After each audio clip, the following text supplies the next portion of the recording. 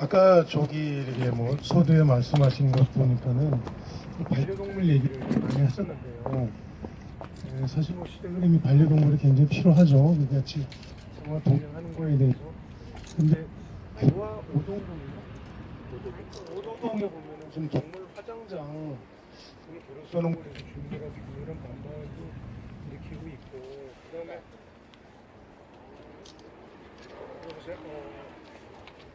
그렇게 하고 그러는데 파주시에서도 이제 그 업체하고 이제 상대를 하면서도 법적 소송까지 들어갔어요.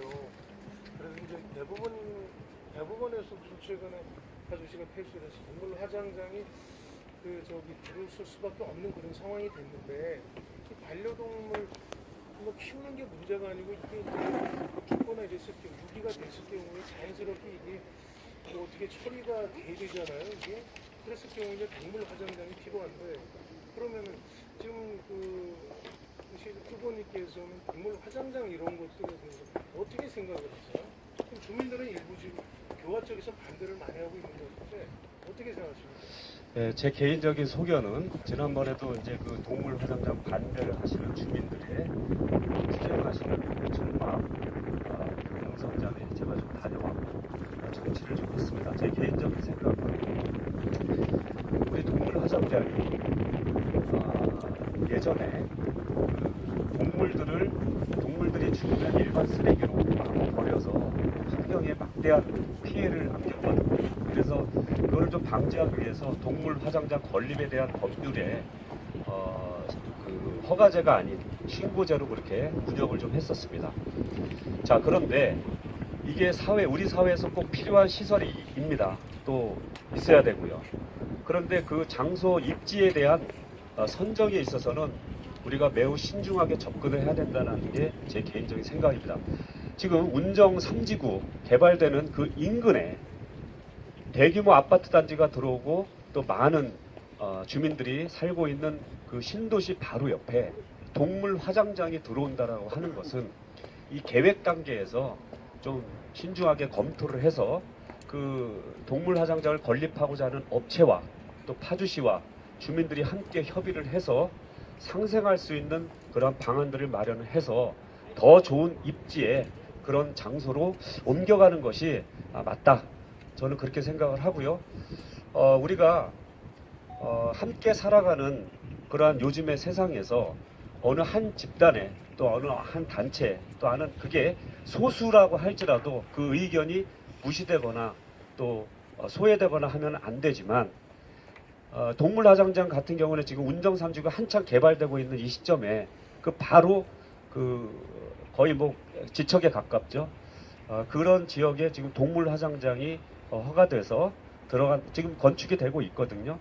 그래서 하는 것은 좀 맞지 않다. 그래서 업체도 또 파주시와 주민들과 함께 가장 좋은 방안을 좀 상생할 수 있는 그런 방안들을 좀 마련해서 적정한 장소로 옮기는데 파주시가 적극적으로 나서서 좀 해결을 하는 쪽으로 그렇게 좀 됐으면 하는 바람입니다.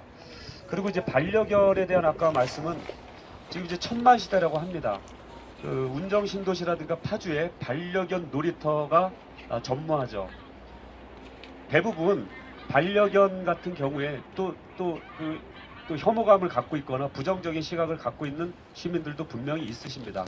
하지만 1000만 시대에 우리가 함께 이웃들과 함께 가야 되는 그런 문제이기 때문에 반려견들과 함께 같이 공존할 수 있는 그런 방안도 우리가 현명하게 한번 머리를 맞대고 풀어가야 되는 문제가 아닌가 이렇게 생각이 듭니다. 이상입니다.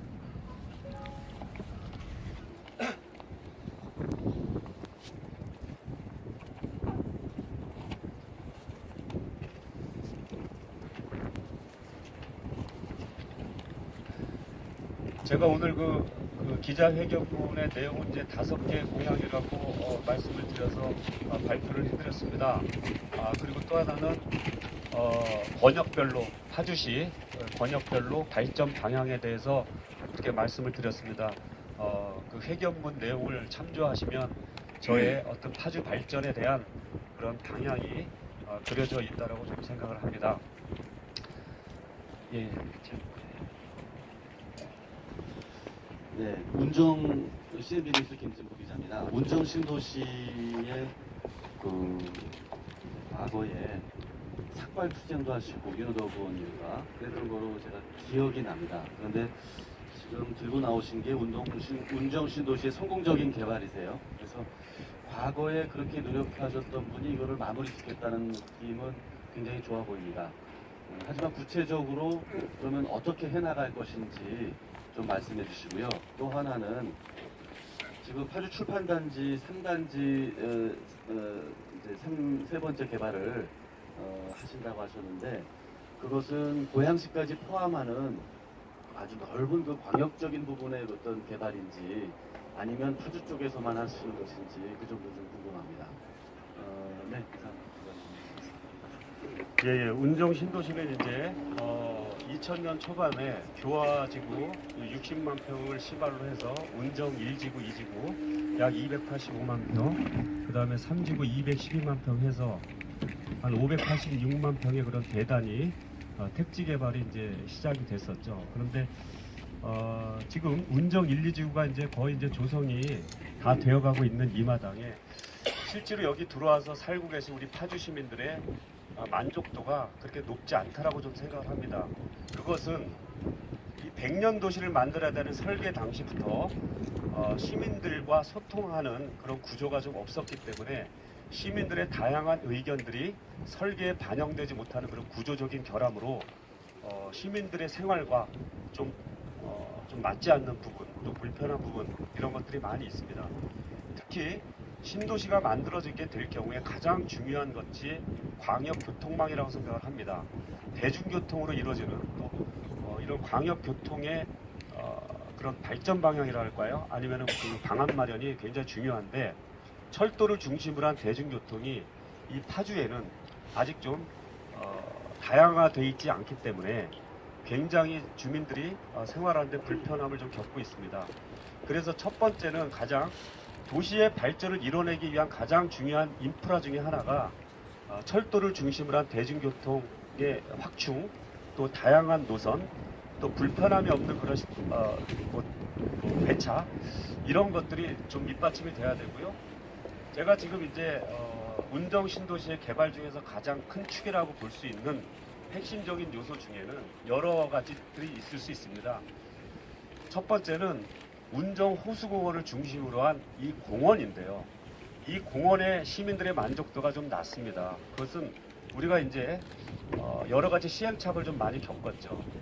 그래서 3지구를 개발을 할 때 청룡두천, 공릉천, 또 소리천을 잇는 연계된 수변관리 계획, 수변공원화를 계획을 우리가 좀 면밀하게 좀 검토하고 시민들의 의견이 설계에 반영돼서 추진된다면 완성된 도시로서의 면모를 그나마 갖춰갈 수 있는 그런 요인이 되지 않을까 싶고요.